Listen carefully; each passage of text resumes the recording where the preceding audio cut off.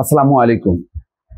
প্রায় দেখবেন যে খবর যে টাকা পাচারকারী আওয়ামী লীগের অমুক নেতা তমুক নেতা বা অমুকের সন্তান তমুকের সন্তান তাদের সম্পদ জব্দ করা হচ্ছে বা জব্দের নোটিশ গেছে, কিন্তু সেই নোটিশ কে প্রতিপালন করবে, কিভাবে প্রতিপালন করবে, আদৌ সেটা কার্যকর হবে কিনা আমরা কিন্তু তার দৃশ্যমান কোনো অগ্রগতি দেখিনি। গত এক বছরে একটা কানাকড়িও আমরা আনতে পারছি, তার কোনো দৃষ্টান্ত স্থাপন করতে পারিনি। তো সমস্যাটা কোথায়? এই নিয়ে যুগান্তর একটা রিপোর্ট করেছে যে আওয়ামী লীগ আমলে পাচার করা অর্থ ফেরাতে কঠিন বাধা, সংশ্লিষ্ট দেশের ভাষায় দক্ষ জনবল সংকট, আইনি কাঠামো সম্পর্কে অজ্ঞতা, যুক্তরাষ্ট্রে বাংলায় আইনের কপি পাঠানো হয়েছে।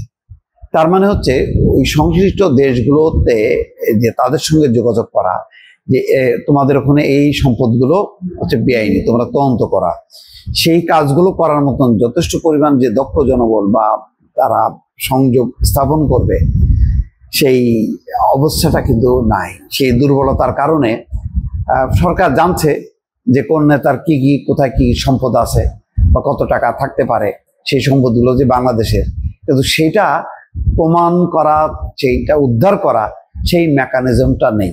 ফলে পাচার টাকা উদ্ধার করা কঠিন। দেখেন ওই যে লন্ডনে লন্ডনে কি হচ্ছে, এই তদন্ত চলার মধ্যেই যারা ব্যবসায়ীরা বা পাচারকারীরা আওয়ামী লীগ সংশ্লিষ্ট যারা, তারা সব সম্পদগুলো হস্তান্তর করতেছে, তারা বিক্রি করে দিচ্ছে। এই খবর কিন্তু গার্ডিয়ানের মতন পত্রিকায়, ব্রিটিশ পত্রিকা গণমাধ্যম, তাদের পত্রিকায় আসছে যে তদন্তের মধ্যেই তারা সম্পদ হস্তান্তর করতেছে। তাহলে আপনি কিভাবে জব্দ করবেন, কোথায় পাবেন? আপনি যখনই কি এটা বিক্রি হয়ে যাবে অন্য মালিকানা, আপনি তো পারবেন না তখন। এখানে বলা হচ্ছে, আরো তথ্য দেওয়া হচ্ছে যে এসব চ্যালেঞ্জের মধ্যেও পাচার করা বেশ কিছু সম্পদ বিদেশে সুনির্দিষ্টভাবে চিহ্নিত করা হয়েছে। 22টি দেশে বড় শিল্প গ্রুপগুলোর পাচার করা সম্পদের তথ্য পাওয়া গেছে। 9টি দেশে সম্পদের তথ্য সুনির্দিষ্টভাবে শনাক্ত করা হয়েছে। এগুলো জব্দ করতে 9টি দেশে মিউচুয়াল লিগ্যাল অ্যাসিস্ট্যান্স রিকোয়েস্ট পাঠানো হয়েছে। যুক্তরাজ্যে 3 জনের সম্পদ জব্দ করা হয়েছে। এখন এগুলো দেশের নিয়ন্ত্রণে আনার ক্ষেত্রে বড় চ্যালেঞ্জ হিসেবে দেখা দিয়েছে দ্রুত আইনসম্মত যোগাযোগ, পাশাপাশি বিদেশি আইনি লড়াই চালানোর মতো কৌশল এবং সে দেশের আইনি কাঠামো সম্পর্কে পর্যাপ্ত তথ্যপাত্রের অভাব। এসব সমস্যায় পাচার করা টাকা ফেরানোর কার্যক্রম বাধাগ্রস্ত হচ্ছে। 22টি দেশে পাচার সম্পদ চিহ্নিত হলেও এসব দেশের ভাষা এক নয়। তো এটা একটা বিশাল কাজ। ফলে এই যাত্রায় যদি যেটা হবে, যদি এই পাচার টাকা যদি 10%ও আনা না যায়, তাহলে কিন্তু পাচারকারীরা উৎসাহিত হবে। তারা মনে করবে যে পাচার টাকা আসলে বিদেশে নিয়ে গেলে সেটাই নিরাপদ, যে কোনোভাবে হচ্ছে টাকা পাচার করো, সেই টাকা আর দেশে ফেরত নিয়ে আসতে পারবে না।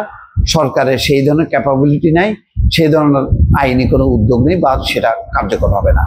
এইটা আরেকটা বিপজ্জনক। অর্থাৎ সরকার বলছে তার কমিটমেন্ট যে পাচার টাকা ফেরত আনাবে, কিন্তু 1 বছর হয়ে গেছে, আপনি এখনো পারলেন না।